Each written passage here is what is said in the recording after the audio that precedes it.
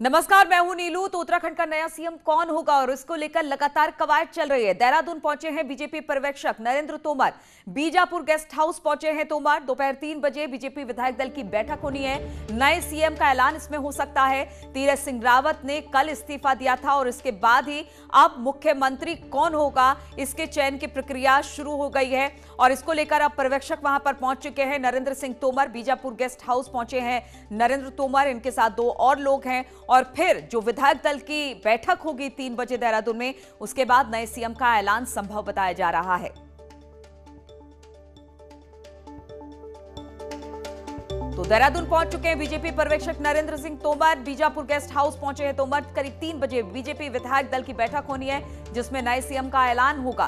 तीरथ सिंह रावत ने कल देर रात इस्तीफा दिया था और उसके बाद ही कहा जा रहा है कि आज नए सीएम के चेहरे पर मुहर लग जाएगी। हालांकि शपथ ग्रहण कब होगा इस बारे में जानकारी नहीं है, लेकिन नया सीएम आज तलाश लिया जाएगा।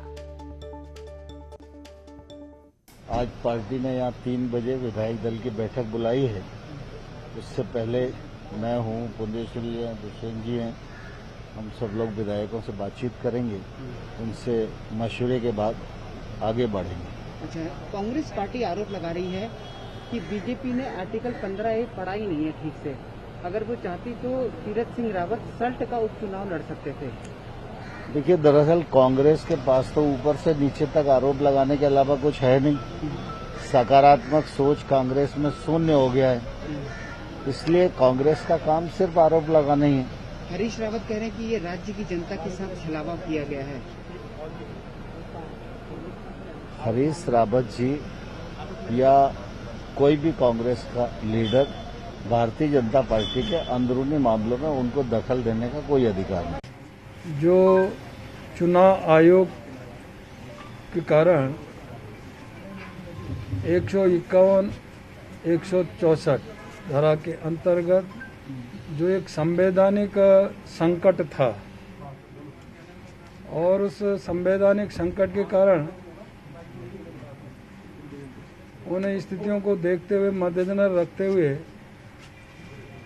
मैंने अपना इस्तीफा मुख्यमंत्री पद से देना उचित समझा। तो अब 2 मुख्यमंत्री के इस्तीफे के बाद तीसरे मुख्यमंत्री की ढूंढाई हो रही है और इसको लेकर अपने अपने तर्क बीजेपी दे रही है।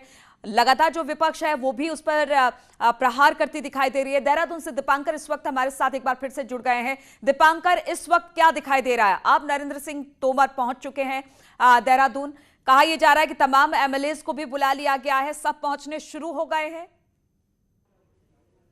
बिल्कुल, इस वक्त बीजापुर गेस्ट हाउस में नरेंद्र सिंह तोमर पहुंचे जो केंद्रीय पर्यवेक्षक हैं और इस वक्त यहां पर मदन कौशिक के जो प्रदेश प्रभारी दुष्यंत कुमार गौतम है, सभी से हमने बातचीत किया और सबका यही कहना है कि जो भी फैसला होगा वो फैसला सामने निकल कर आएगा। फिर यहां पर मेरे साथ बीजेपी के प्रदेश अध्यक्ष मदन कौशिक हैं। सर, प्रभारी पहुंच चुके हैं, पर्यवेक्षक पहुंच चुके हैं, अब आगे की प्रक्रिया? अब आगे की प्रक्रिया शुरू होगी। अभी 3 बजे विधानमंडल होगा तो तब विधानमंडल दल में नेता का चयन होगा। तो कितने विधायक सर सभी पहुंच गए? सभी लोग। तो दिल्ली से भी कुछ इंतजार है या सब कुछ अब देहरादून में डिसाइड? नहीं, विधानमंडल दल में तय होगा। बिल्कुल, तो आप सुन सकते हैं प्रदेश अध्यक्ष मदन कौशिक को कि सब कुछ अब देहरादून में तय होना है कि आगे क्या प्रक्रिया रहेगी। 3 बजे विधानमंडल दल की बैठक होनी है, लेकिन अंदर खाने सूत्रों के हवाले से जो खबर हमारे पास है कि दिल्ली में बीजेपी का हाईकमान अब से कुछ देर में वो नाम तय करने वाला है कि जो उत्तराखंड में कौन मुख्यमंत्री हुआ। इस सूत्रों के हवाले से खबर है कि जो सेंट्रल लीडरशिप है, टॉप लीडरशिप है, वो नाम तय करने वाली है। अब अलग अलग अटकलें फिर से शुरू हुई हैं, जैसे त्रिवेंद्र सिंह रावत के हटने पर चेंज हुई थी।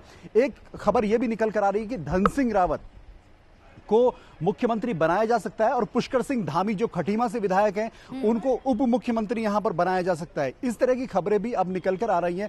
हालांकि जो समीकरण अभी तक सुबह तक डिस्कस हो रहे थे उस समीकरणों में यह था कि प्रदेश अध्यक्ष अगर गढ़वाल से हैं तो कुमाऊं से मुख्यमंत्री हो सकते हैं, लेकिन अब बहुत तेजी से उत्तराखंड में राजनीतिक समीकरण बदल रहे हैं। और धन सिंह रावत से जब हमने बात करने की कोशिश की तो धन सिंह रावत ने साफ कह दिया कि फिलहाल आज वो मीडिया से कोई बातचीत नहीं करेंगे। मीडिया से उन्हें बातचीत के लिए फिलहाल मना किया गया है। अभी कोई बातचीत नाम दिल्ली में तय होंगे। जब तीरथ सिंह का नाम भी आया तो यही कहा गया था तय दिल्ली से हुआ था, सिर्फ ऐलान किया गया था उत्तराखंड में। ठीक है, तीरथ सिंह रावत वहां पर मुख्यमंत्री बने।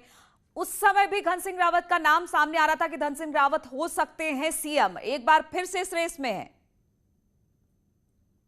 बिल्कुल, क्योंकि धन सिंह रावत के जो संगठन मंत्री रहे उत्तराखंड में, इसके बाद वो राज्य मंत्री इस सरकार में पहली बार विधायक हैं, लेकिन उनका माना जाता है कि सेकंड लाइन लीडरशिप की जो बीजेपी की सेंटर में है, वहां उनकी एक अच्छी पैठ है।